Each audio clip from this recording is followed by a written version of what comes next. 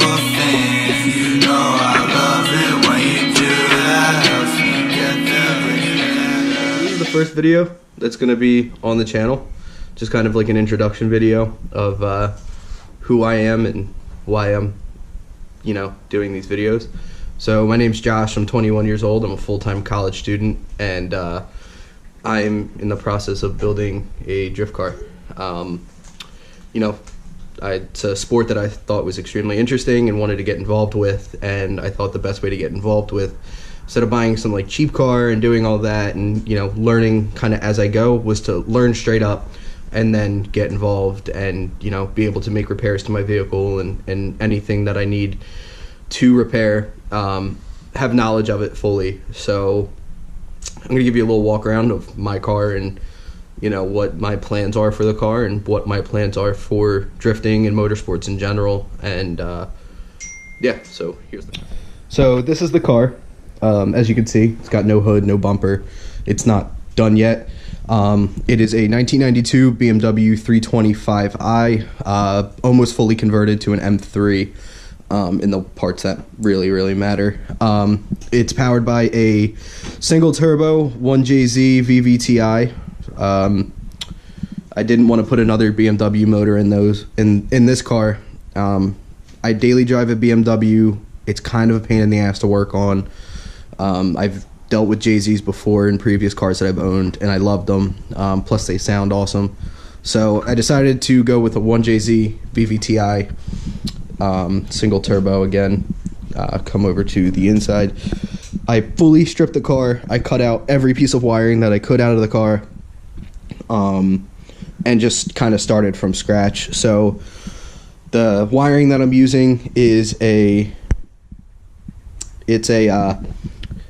Wiring Specialties 1JZ VVTi Pro harness that I was lucky enough to get a little bit of a hookup on from a good dude named Joe, and I love this harness. If you guys are wondering about the harness, definitely get them.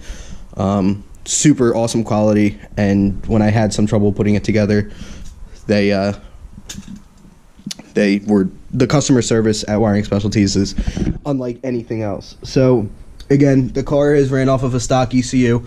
I'm not doing a standalone system or anything like that. I want to keep this car as basic as it possibly can be, in terms of having a drift car that was gutted and everything like that. Stock dash, it's a 92 dash. It doesn't have the airbag. It got a click tuning shifter, because for the I guess I should mention that I'm using a stock BMW transmission with the Collins Performance Adapter Kit. It's a great kit. It's really involved, but it's a good kit overall. I really haven't had gripes with it, but using the stock BMW transmission pushes it back a little bit, so you can't use the stock shifter arm. So getting a chassis mounted shifter was the way to go, and this is the click tuning shifter. It's really nice. NRG short hub, NRG quick release, NRG steering wheel. Got some auto meter and some Bosch gauges. Corbeau seat. Got a planted seat bracket with some Corbeau rails. I'm not sure what harness bar this is. I want to say it's an NRG. I'm not entirely sure. I bought it off of someone who had it in their car, and it was really cheap, so I decided to pick it up. It's alright. It's a harness bar.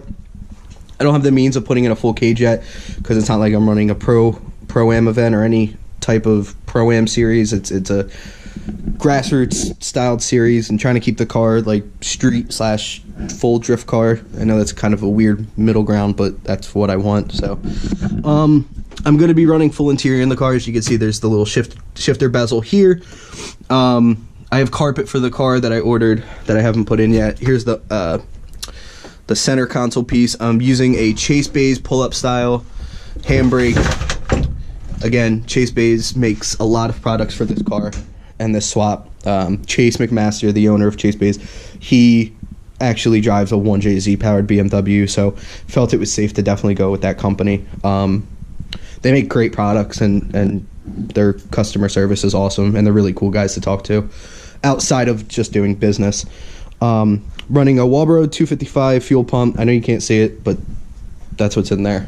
It's there. Other than that, I got some eBay coils, which I'm going to be converting over to BC Racing coilovers. I have some in my daily, and they're awesome.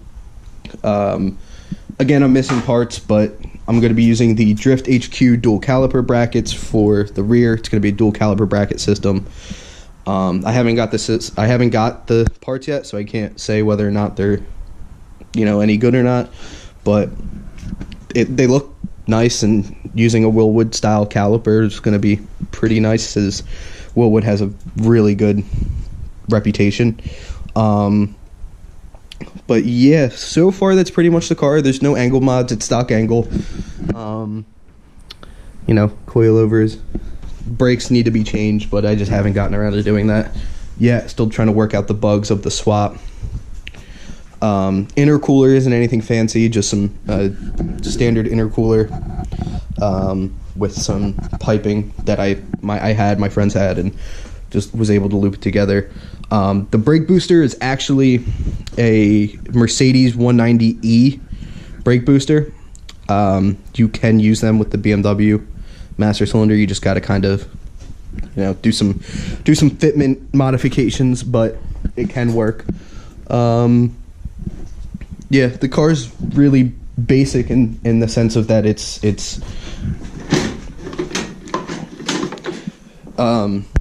basic as in the sense as it could be. There's nothing really extravagant to it. I'm running a welded 391 rear gear ratio. I had a 323 LSD, and I felt like for more consistent driving, 391 would be a little bit better.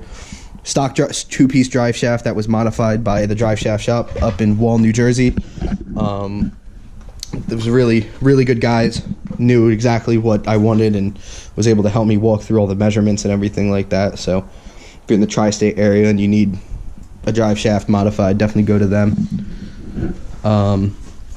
Yeah, it's really, I'm not some crazy master tech. I'm just a dude that wants to drive and wanted to build a car, and here we are with my good friend Julio. He's a lot better of a mechanic than I am. He helps me pretty much do everything and anything that I can't do, and he teaches me for the majority of what I want to learn. Some things I just get stupid with and can't fathom. So that's pretty much it. I'm going to be uploading more videos. Hope to have more interaction on the channel. I've seen a lot of 1JZ BMW content out there, but nothing really kind of going over the car and talking about it. And I think hopefully I can help people, guide them in the right directions. I know there's a few how-tos on there, and that's not what I'm trying to do. I'm just trying to, create content for guys doing something similar, that want to do something similar, and hopefully get together and shred some cars. Yeah, so that's pretty much it. That's the car.